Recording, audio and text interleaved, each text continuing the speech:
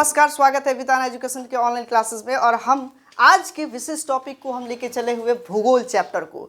हमारा ये भूगोल का पहला वीडियो है और ये शुरुआत वीडियो है। लगभग किसी भी परीक्षा में अगर आप जाते हैं प्रतियोगी परीक्षा में, तो यहाँ से क्वेश्चन एकदम समझ लेवल का क्वेश्चन पूछे जा रहे हैं। लगभग अभी देखिएगा बीपीएससी में 6 से 7 क्वेश्चन जो है ना ज्योग्राफी से आए हुए थे। मतलब मैंने कह दीजिए कि एकदम मन बना के जो है ज्योग्राफी से क्वेश्चन आ रहे हैं। और किसी भी प्रतियोगी परीक्षा में बैठिएगा तो वहाँ से जो है ना प्रश्न निश्चित ही आते हैं, 1-2 नंबर तो आना ही आना होता है। तो इसलिए मैंने ये विचार किया कि क्यों ना हम लोग ज्योग्राफी चैप्टर को शुरू किया जाए। और ज्योग्राफी चैप्टर जो होगा ना, भूगोल जो चैप्टर होगा वो एकदम सीरीज से चलते जाएगा। एक एक टॉपिक को हम लोग बहुत ही बारीकी से समझ कर और तब इसे पढ़ने का प्रयास करेंगे। और इसके अंतर्गत जब हम पढ़ेंगे ना समझ कर, तो बिल्कुल ये सारी चीज़ें आपको याद हो जाएगा। बहुत सारे विद्यार्थी ऐसे होते हैं कि पूरे राज्य राजधानी रटते हैं, देश की राजधानियां रटते हैं और फिर भूल जाते हैं, कंफ्यूज में आ जाते हैं। तो अब हम जो यहाँ पे समझाने वाले हैं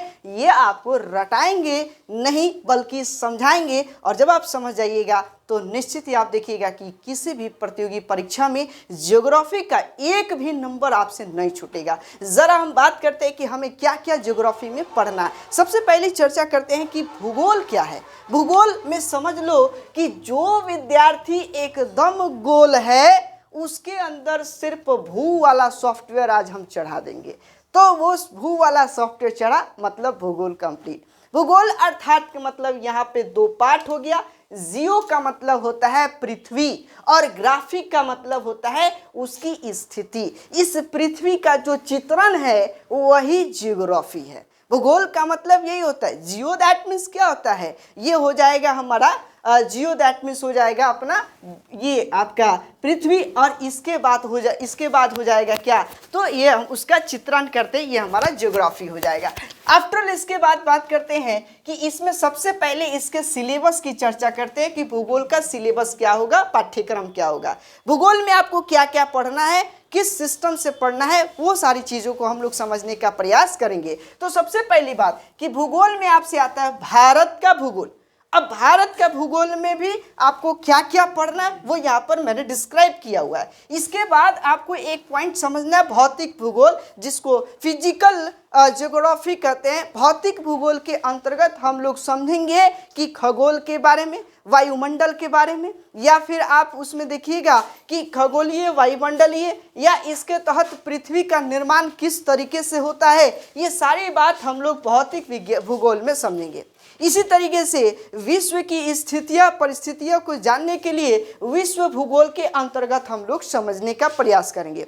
फिलहाल हमारा शुरुआत जो चैप्टर है वो है भारत का भूगोल। और भारत के भूगोल में सबसे पहला लेसन होता है भारत की अवस्थिति। भारत की अवस्थिति से 2 वीडियो बनेगा। एक वीडियो अभी हम बनाएंगे, इसके बाद दूसरा वीडियो हम अगले दिन बनाएंगे। इसके बाद देखिएगा भारत के अवस्थितियों के बाद इसके बाद भारत के पर्वत, जितने भी पर्वत है, पर्वत श्रृंखलाएं हैं, कैसे कैसे पर्वत का निर्माण हुआ है, वो सारे पर्वतों को बाय फोटोग्राफी आपको समझाने का प्रयास करेंगे। और निश्चित आप वहां से अच्छे तरीके से आप समझ पाइएगा, मुझे पूरा उम्मीद है। इसी तरीके से भारत के पठार के बारे में बताएंगे कि पर्वतों से जो पठारी क्षेत्र जो है उसको समझाएंगे कि कौन से पठारी क्षेत्र कहां पर स्थित है। यहां से क्वेश्चन बनता है। भारत की जितनी भी नदियां है वो या तो छोटी नदियां हो, बड़ी नदियां हो, सारी नदियों को कवर करने का प्रयास करेंगे। इसी के साथ हम लोग नदियों पर बनी हुई जो नदी घाटी परियोजनाएं भारत सरकार के द्वारा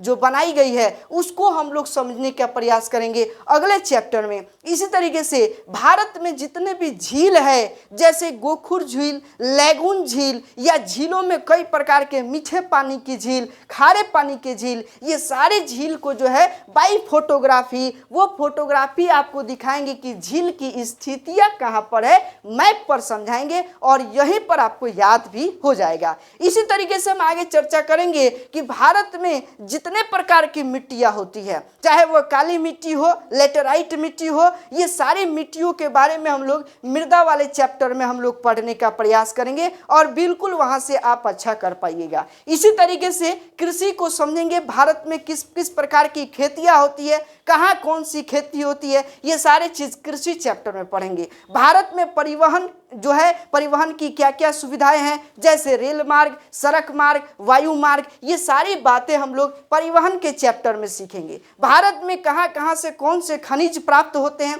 ये खनिज के चैप्टर में पढ़ेंगे। भारत के अंतर्गत कौन कौन से इंडस्ट्री महत्वपूर्ण है, उद्योग कौन से महत्वपूर्ण है और वो कहाँ स्थित है, ये हम उद्योग के चैप्टर में पढ़ेंगे। ये सारे चैप्टर ज्योग्राफी के ही हिस्से हैं। इसी तरीके से भारत की जनसंख्या 2011 के अनुसार और इसी के आधार पर भारत के भी जनसंख्या का जो आंकड़ा जो अभी हर 2-2 साल पर रिपोर्ट बनाया जा रहा है, वो भी समझने का प्रयास करेंगे। भारत में कितने प्रकार की जनजातियां हैं, वो जनजातियां किस प्रदेश में बसती है, ये सारी जनजातियां जो है 13वें चैप्टर में पढ़ेंगे। टोटल हम लोग भारत के भूगोल से 13 चैप्टर को कंप्लीट करेंगे और यहाँ से आपका एक भी प्रश्न नहीं छूटेगा। तो चलिए सबसे पहले हम शुरू करेंगे भारत की अवस्थिति की। भारत की स्थिति अवस्थिति की क्या है, तो आपको यहाँ ध्यान देना होगा कि मैप जो है आपको बनाने आ जाना चाहिए। आप घर पर पूरा प्रयास कीजिए, पूरी तरह से प्रैक्टिस कीजिए। पेंसिल उठाइए और अपना नोटबुक उठाइए और अपने हिसाब से आपको मैप बनाना है। ध्यान रखना है मैप बनाने में बहुत आसान मैप है और इस तरीके से आप ऊपर से लाइएगा और यहाँ पर ऐसे थोड़ा सा ह बनाइएगा। एक यहाँ पे ह बनेगा और एक जो है आपका यहाँ पे ह बनेगा। ये ह और ह ध्यान देना है। 3-4 जगह आपको ह दिखाई देगा, 1-2 जगह ड दिखाई देगा, वो हम आपको दिखाएंगे, बिल्कुल बनाने आ जाएगा। इसी तरीके से यहाँ से आइएगा तो फिर ऐसे मोड़ करके यहाँ वाला सीन को ग र बनाइएगा। ये र का हिस्सा है, बात समझ में आ रहा ना, ये र आपने बनाया। यहाँ से भी ये भी आपका र ही दिखाई दे रहा है। क्या र दिखाई दे रहा है, तो ये र हो गया। इधर आप ग का हिस्सा बनाएंगे तो इससे आपको इसकी अवस्थिति की भारत के मैप पर कौन सा राज्य कहाँ पर है, इससे आपको पहचान में आ जाएगा। इसी तरीके से आप इसके यहाँ से नीचे सीधे आना है। निचला हिस्सा बनाना आसान है, ऊपर वाला हिस्सा और इधर आपका जो नॉर्थ ईस्ट का हिस्सा जो है ये थोड़ा सा मुश्किल होता है। 1-2 बार आप बनाइएगा तो बिल्कुल बन जाएगा आपसे। चलिए अब हम लोग भारत के निम्नलिखित राज्यों के बारे में समझेंगे कि कौन सा राज्य कहाँ है। इतना आपको स्पष्ट जानकारी होगा कि भारत में कुल जो है 28 राज्य है और 8 केंद्र शासित प्रदेश है। वर्तमान में टोटल केंद्र शासित प्रदेशों की संख्या कितनी है, तो 8 है और वर्तमान में राज्यों की संख्या कितनी है, तो 28 राज्य है। वो राज्य कहाँ पर स्थित है, जरा उसकी हम लोग चर्चा करते हैं। सबसे पहले हम लोग शुरुआत करते हैं कि यहाँ से हम इसको जम्मू कश्मीर का क्षेत्र को जो है इसमें हम लोग इसको हटा देते हैं। चलो भाई, ये जम्मू कश्मीर का क्षेत्र को यहाँ से हटा दिए। ये ऊपर में ये जम्मू कश्मीर है और इधर लद्दाख है। अभी हम केंद्र शासित प्रदेश को लेकर नहीं चलेंगे, फिलहाल अभी हम राज्यों को कवर करने का प्रयास करेंगे। यहाँ से आप खींच लीजिएगा ऊपर से, ऐसे हो गया। तो ये ऊपर वाला हिस्सा क्या हो गया, जम्मू कश्मीर और लद्दाख। इसके बाद बात करते हैं कि ये जो हिस्सा है यहाँ आपका पंजाब है और इसके नीचे वाला हिस्सा जो है हरियाणा हो गया। यहाँ हम इंडिकेट कर देते हैं P से पंजाब और H से हमारा क्या हो जाएगा, हरियाणा हो जाएगा। इसी तरीके से ये बिंदु आपको ह दिखाई दे रहा है ना, तो ह वाला एरिया कहिएगा कि भैया ये आपका हरियाणा हो गया। ह जहाँ दिखाई ह यदि दिखाई दे रहा है तो ये हमारा हिमाचल प्रदेश हो जाएगा। ये ह वाला एरिया आपको क्या रहेगा, हिमाचल प्रदेश हो जाएगा। ठीक इसके बाद इसके नीचे उतरोगे तो इसके नीचे उतरते ही आपको उत्तराखंड दिखाई देगा। नीचे उतरे, गर्दन का एरिया उत्तराखंड है, तो ये गर्दन है उत्तराखंड। यही इधर आपका पंजाब है, इधर एक तरफ पगड़ी मारे हुए पंजाब हो गया, दूसरे तरफ कहो कि आंचल ओढ़ले है हिमाचल। आंचल ओढ़ी है ना, इधर भारत माता आंचल ओढ़ी है, तो ये हमारा हो गया हिमाचल। इसके बाद हिमाचल से आंचल से नीचे उतरे तो ये हमारा हो गया उत्तराखंड। देखो जी, यहाँ तक तो क्लियर हो गया। इसके बाद कहना भैया राजस्थान के लिए यहाँ र बना हुआ है, इसका मतलब ये जो र वाला क्षेत्र है यह क्या है भैया, तो राजस्थान है। यह भारत का सबसे बड़ा क्षेत्रफल की दृष्टि से राज्य है। भारत का सबसे बड़ा राज्य क्षेत्रफल की दृष्टि से कौन सा है, तो राजस्थान। कहना ग, अच्छा कहना क्या, ग बना हुआ है। यहाँ देखो ये ग जैसा आकृति है, ये ग जैसा आकृति है, तो ग का मतलब समझ लेना कि ये जो है गुजरात है। ग बना हुआ है यहाँ पर, ये ग दिख रहा है, ग का मतलब ऐसे नहीं लिखते हैं, तो ये ग जो है गुजरात हो गया। इसके बाद गुजरात के बाद जरा नीचे से चलते हैं, इस एरिया को हम लोग कहते हैं, इसको कहते हैं केरल।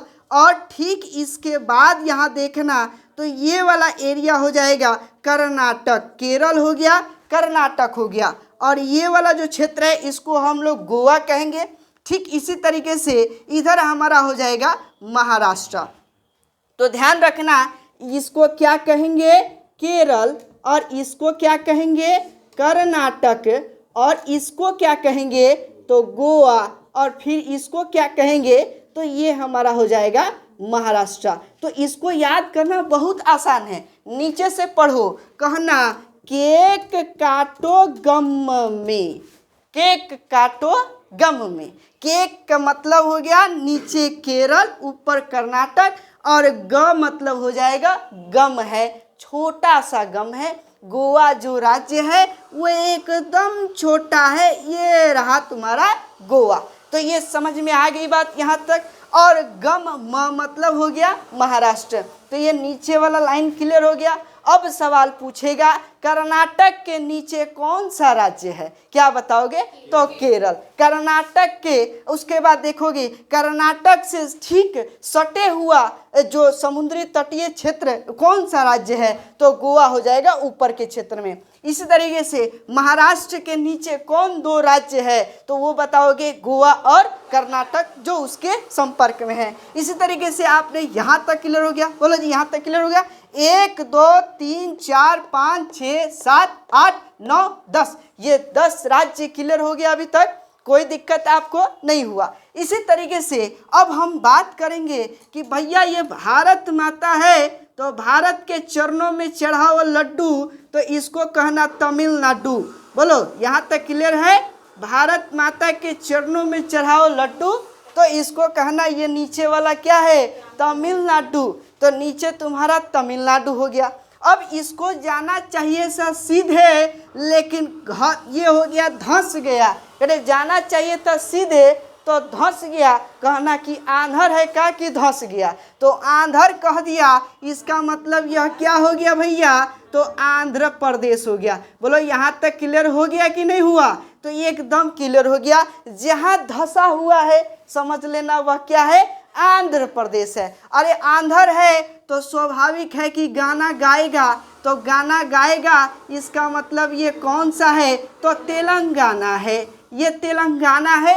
यदि आंध्र है तो नौकरी उकरी तो लगेगा नहीं, अब वो गाना गाएगा तो गाना गाया, ये आंध्र प्रदेश हो गया। इसी तरीके से गाना गाया ठीक है, उसके बाद गाना गाया तो नौकरी लगेगा नहीं, तो ये कहना कि अच्छा तो तुमको तो उड़ना पड़ेगा, इसका मतलब ये क्या हुआ, उड़ीसा हो गया। देखो अब ये आंध्र प्रदेश के ऊपर कौन सा राज्य है, उड़ीसा हो गया। इसी तरीके से इसी में तुम देखोगे कि उड़ीसा के जस्ट इधर देखोगे, ये वाला एरिया जो है इसको हम लोग कहते हैं छत्तीसगढ़। छत्तीसगढ़ बीच में देखना, ये सबसे बीच में कौन सा राज्य है भैया, तो मध्य प्रदेश। भारत के मध्य में कौन सा राज्य है, तो मध्य प्रदेश। ये एकदम क्लियर हो गया, यहाँ तक कोई समस्या आपको नहीं हुई होगी। इसी तरीके से बात करना छत्तीसगढ़ उड़ीसा। अच्छा उड़ीसा के ऊपर जो है ये जो तुम क्षेत्र देख रहे हो, ये कान वाला एरिया, ये कान वाला एरिया को लेते हुए ये पूरा जो क्षेत्र है इसको कहते हैं पश्चिम बंगाल। क्या कहेंगे भैया, पश्चिम बंगाल। ये कान वाला क्षेत्र ले लेना ऐसे, ठीक है, जैसे ये कान हो गया, कान हो गया, कान के अंदर एक क्या है, होल है, और ये होल वाला भी एरिया ले लिया, यहाँ से तुम काट देना, और ये होल वाला एरिया लेते हुए क्या हो गया भैया, पश्चिम बंगाल। इसके बाद आना इसी तरीके से इधर तुम्हारा ये जो एरिया हो जाएगा ये हमारा हो जाएगा उत्तर प्रदेश, ये हो गया उत्तर प्रदेश, ये हो गया अपना बिहार और इधर हो गया हमारा क्या, तो झारखंड। बोलो यहाँ तक कोई दिक्कत है? और इसी में आप देखोगे उत्तर प्रदेश हरियाणा के बीच में यहाँ पर जो है ये दिल्ली है, ये छोटा सा दिल्ली है, उत्तर प्रदेश हरियाणा और यहाँ पर क्या हो गया, दिल्ली प्रॉपर आपको दिखाई दे रहा होगा, समझ में भी आ रहा होगा। तो ये अपना बिहार यहाँ पर स्थित है। बिहार कहना जो है ये कंधे पर है बिहार, और कंधे पर बिहार, इसके नीचे जो है क्या, झारखंड, तो इसके नीचे झारखंड, फिर इधर आ जाओगे तो पश्चिम बंगाल। बोलो कितने क्लियर हुए, गिन लो, 1 2 3 4 5 6 7 8 9 10 11 12 13 14 15 16 17 18 और 1 19, ये 19 राज्य क्लियर हो गया। यहाँ तक कोई समस्या आपको नहीं हुई। अब हम लोग बात करेंगे इसके अंदर, ये जो अंदर का राज्य, एक ये अंगूठा दिखाई दे रहा है, इस अंगूठा को हम क्या कहेंगे, सिक्किम कहेंगे। जो अंगूठा की तरह दिखाई दे रहा है इसको क्या, कौन सा राज्य कहिएगा, सिक्किम, यही अंगूठा सिक्किम है। अब इसके बाद इसमें हम देखेंगे ये टोटल मिला के ये 21 राज्य हमने कवर कर लिया।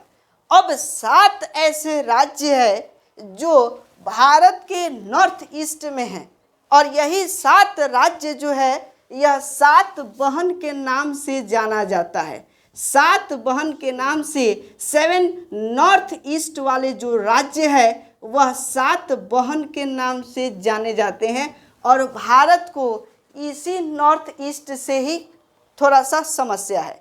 कारण यह है कि भारत के जो पूर्वी और उत्तरी क्षेत्र के जो राज्य है वह राज्य के लोगों की वेशभूषा अलग है, वहाँ के लोगों का कद काठी अलग है, इन लोगों से बिल्कुल भिन्न रहने वाले लोग हैं। इसलिए भारत हमेशा चाहता है कि यह जो है अपने सीमा के अंदर में रहे, और चीन चाहता है कि नहीं ये मेरी तरह दिखने वाले लोग हैं, इसलिए यह चीन का हिस्सा है। इसलिए भारत अपने बजट का बहुत बड़ा हिस्सा जो है यहाँ पर खर्च करता है। भारत को सबसे ज़्यादा समस्या इन्हीं क्षेत्रों से ही होता है, क्योंकि यहाँ पर ज़्यादातर लोग देखिएगा ईसाई लोग मिलेंगे, और यहाँ के लोगों का जो खाने पीने का शैली, रहने पहनने की जो शैली है वो बिल्कुल भिन्न है भारत के अन्य राज्यों के लोगों से। तो इसलिए इन्हें 7 बहन के नाम से जानते हैं। अभी हम लोग यह 7 बहन को भी कंप्लीट करेंगे कि कौन सा राज्य कहाँ पर है। चलिए हमारे साथ मात्र 5 मिनट थोड़ा सा कवर कर दीजिएगा, पूरा भारत का मैप आपको समझ में आ जाएगा।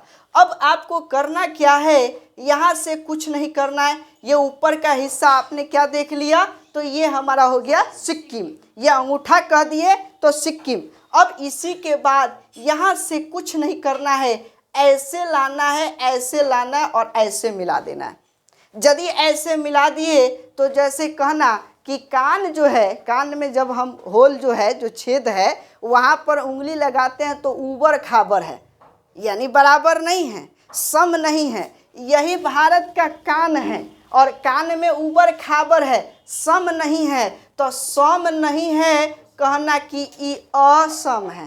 बोलो यहाँ तक क्लियर हो गया। ये जो है बीच का हिस्सा क्या है, असम है। इसी तरीके से कुछ नहीं करना है, ये जो है यहाँ से काट दो, यहाँ से काट दो, फिर यहाँ से काट दो। यही देखना कि ये जो क्षेत्र ये दिख रहा है आपको, इसको कहते हैं अरुणाचल प्रदेश। ये जो हिस्सा है इसको क्या कहेंगे, अरुणाचल प्रदेश। इसको कहते हैं नागालैंड, इसको कहते हैं मणिपुर, और इसको कहते हैं मिजोरम।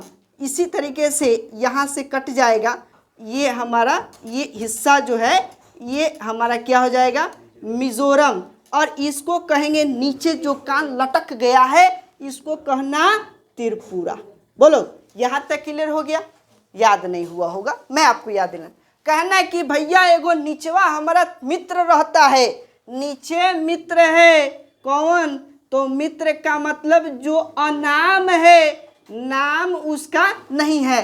और नाम का मतलब हो गया कि ये ऊपर अरुणाचल प्रदेश, और नाम मतलब क्या हो जाएगा नागालैंड, और म मतलब क्या हो जाएगा मणिपुर। एक नीचे मेरा मित्र है, मित्र का मतलब हो गया मी से मिजोरम और त्र से त्रिपुरा, और इसके ऊपर तुम्हारा क्या हो गया मणिपुर, नागालैंड और अरुणाचल प्रदेश। यहाँ तक क्लियर हो गया। इसी तरीके से जैसे कहते हैं शिव का घर शिवालय, और जहाँ पानी ज़्यादा होता है मेघ जो होता है, मेघ का घर मेघालय, और यहीं पर बादल जैसा दिखाई दे रहा है, गरज रहा है, यही हमारा क्या है भैया तो मेघालय। इसी को क्या कहोगे मेघालय कहोगे। बोलो यहाँ तक क्लियर हो गया कि नहीं हो गया। कौन सा राज्य कहाँ पर स्थित है अभी हम मिटाएंगे, तो बता दीजिएगा कि नहीं बता दीजिएगा।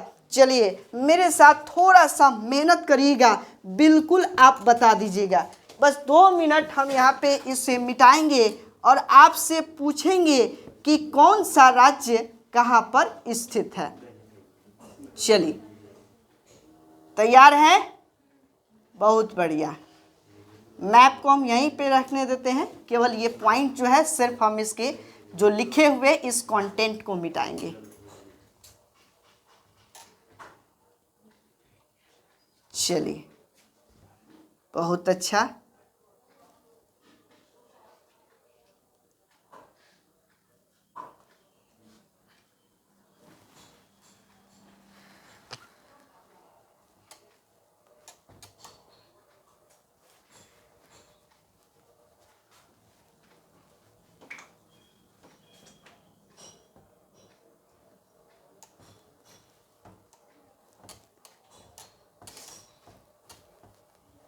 चलिए तैयार हैं हमारे साथ। चलिए अब बताइएगा सबसे पहले ये नीचे कौन सा राज्य है जी, जोर से बताइए। क्या केरल। ये कौन सा राज्य है कर्नाटक। ये वाला कौन सा राज्य है गोवा। और ये कौन सा है महाराष्ट्र। ये कौन सा राज्य है गुजरात। अच्छा ये बड़ा वाला राज्य कौन सा है राजस्थान। अच्छा ये बताइए पगड़ी मरले है कौन सा राज्य है पंजाब। इसके नीचे कौन सा राज्य है हरियाणा। इसके सटले हत्ती चुकी बिंदु कौन सा है दिल्ली। इधर बात करते हैं ऊपर कौन सा राज्य है हिमाचल प्रदेश। आंचल ओढ़ले ह बोलते हुए यही हिमाचल प्रदेश है। इसके नीचे गर्दन पर बताइए कौन है उत्तराखंड। इसके नीचे ये वाला कंधा जो है ये कौन सा है भैया बिहार। इसके नीचे कौन सा है झारखंड। अच्छा ये वाला एरिया कौन सा है यूपी। इसी तरीके से यहाँ पर जो है इसे कान में होल सुराख करते हुए ये कौन सा एरिया है पश्चिम बंगाल। बहुत बढ़िया। अब आप बताइएगा इसको समुद्र के तटीय ये कौन सा क्षेत्र है बता सकते हैं उड़ीसा। इसके ऊपर बगल में कौन सा है छत्तीसगढ़। ये बीच में कौन सा है मध्य प्रदेश। इसी तरीके से इसके नीचे उड़ीसा के नीचे कौन सा राज्य है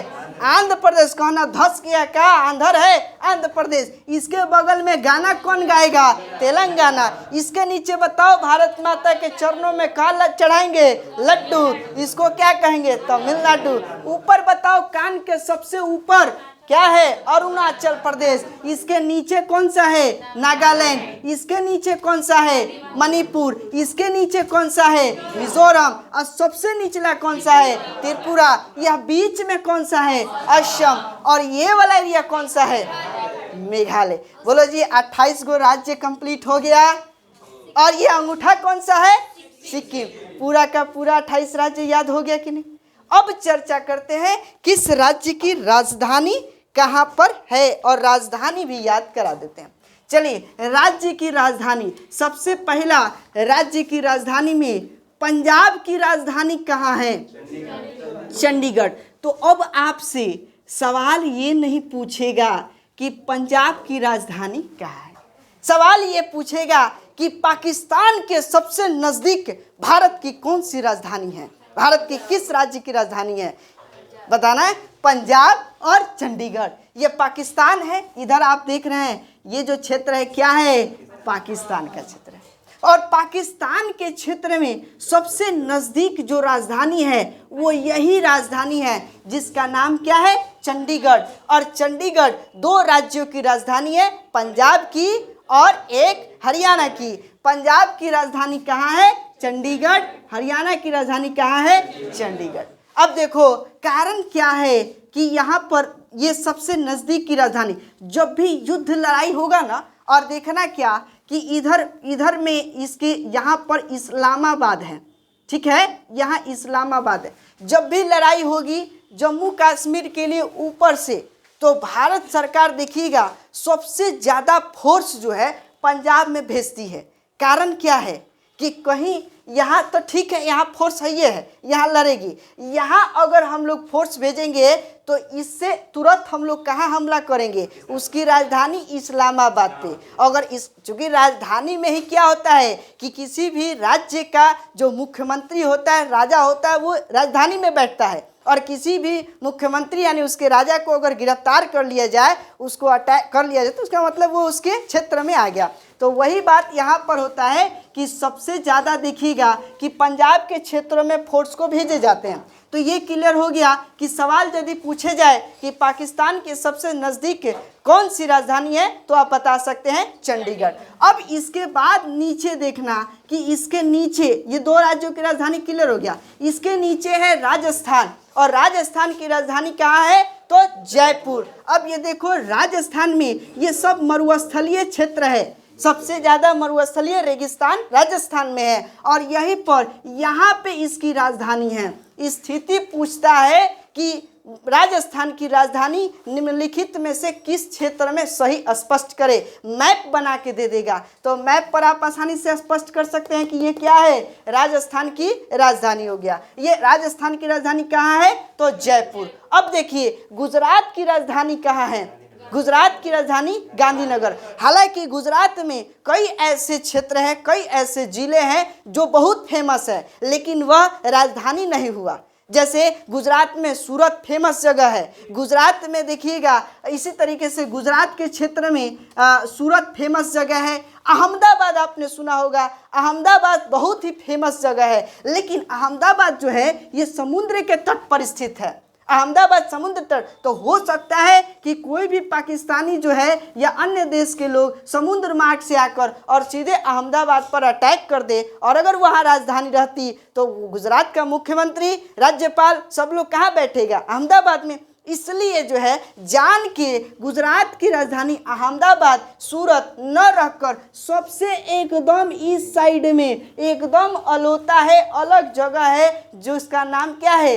गांधीनगर। गांधीनगर इसकी राजधानी है। बोलो जी, यहाँ तक क्लियर हो गया? यानी गुजरात की राजधानी कहाँ है? गांधीनगर। इसी तरीके से देखिएगा अब सवाल पूछे जाएंगे कि समुद्र तट पर स्थित कौन सी राजधानी है? तो महाराष्ट्र की राजधानी मुंबई ये समुद्र तट पर स्थित है। इसी तरीके से चूंकि ये सब क्या है? समुद्र है, और काफ़ी लंबे दूर दूर तक समुद्र है, काफ़ी डिस्टेंस होने की वजह से यहाँ पर आक्रमण होने की संभावना कम होती है। जबकि दुश्मन देश तो यहाँ पर आपको दिख रहा है, अगर यहाँ रहती तो दुश्मन देश हमेशा इस पर अटैक करता कि नहीं करता। इसलिए राजधानी जो है गुजरात की एकदम डिस्टेंस में रखा गया, दूर रखा गया। इसी तरीके से बात करते हैं गोवा की राजधानी कहाँ है? तो गोवा की राजधानी पणजी। इसी तरीके से गोवा की राजधानी पणजी। आगे बात करते हैं, ठीक इसके बाद नीचे गोवा के नीचे कौन सा क्षेत्र है? कर्नाटक। तो कर्नाटक की राजधानी कहाँ होगी? कर्नाटक की राजधानी बेंगलुरु, और ये जो है समुद्र के तट से दूर है। कर्नाटक की राजधानी बेंगलुरु समुद्र तट से दूर है। इसी तरीके से आगे देखेंगे केरल की राजधानी जो है तिरुवनंतपुरम, ये समुद्रीय तटीय क्षेत्र पर है। तो सवाल पूछे जाते हैं कि निम्नलिखित में से कौन से राजधानी समुद्र के तट से दूर है? तो जैसे ऑप्शन ए दे देगा मुंबई, बी दे देगा पणजी, सी दे देगा क्या, ये कौन सा है? बेंगलुरु, और डी दे देगा क्या? तिरुवनंतपुरम। तो क्या बताइएगा? बेंगलुरु। You understand? समझ में आ गई बात? अब आगे बात करते हैं कि तमिलनाडु की राजधानी जो है ये चेन्नई है, ये समुद्र तटीय क्षेत्र पर राजधानी है।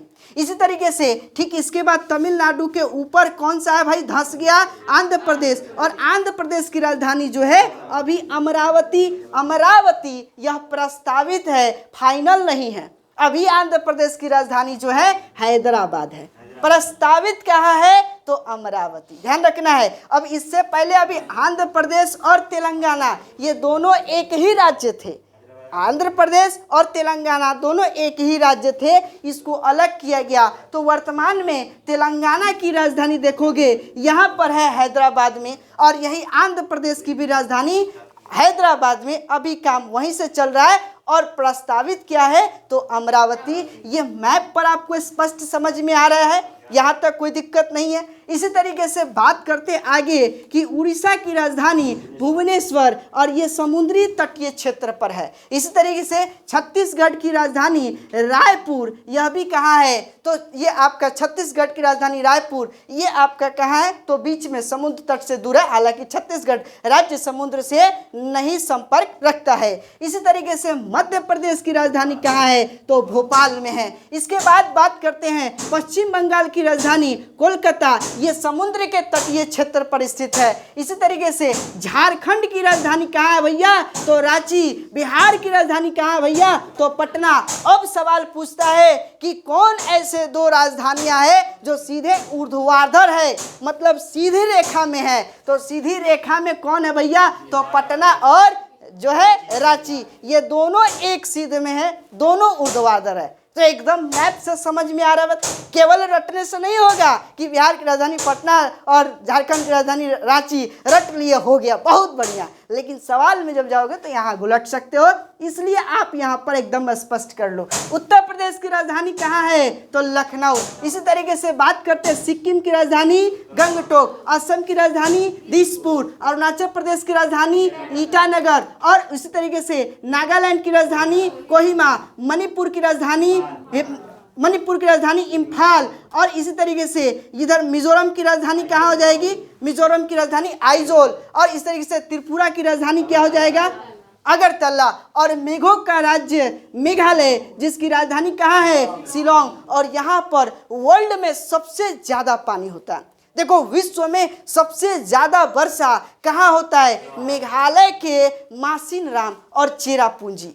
पूरे विश्व में सबसे ज़्यादा वर्षा जो है यही होता है, केवल भारत नहीं पूरे विश्व में सबसे ज़्यादा वर्षा जो होती है यही मेघालय राज्य के मासिनराम में होता है, चेरापूंजी में होता है। तो ये दो चीज़ें आपको बिल्कुल याद रखना होगा। ये मुझे लगता है कि स्पष्ट आपने समझ लिया और पूरे के पूरे राज्यों की राजधानी भी समझ लिए। एक छूटा हुआ है हिमाचल प्रदेश, और हिमाचल प्रदेश की राजधानी कहाँ है शिलोंग। इस तरीके से उत्तराखंड की राजधानी कहाँ है देहरादून। अब ये टोटल का टोटल राज्य और राजधानियाँ कंप्लीट समझ में आएगा। अगले वीडियो में हम लोग समझेंगे केंद्र शासित प्रदेशों के बारे में। ये वीडियो आपको पसंद आया हो तो वीडियो को लाइक अवश्य करिए, और वीडियो जितना से ज़्यादा हो सके शेयर करें। कहीं आपको कोई त्रुटि या क्वेश्चंस बनता है तो कमेंट सेक्शन में कमेंट जरूर करें। अच्छा लगा तो अच्छा बताइए, और अगर आपको अच्छा नहीं लगता है तो वो भी बताइए। मिलते हैं अगले वीडियो के साथ। धन्यवाद। Thanks a lot.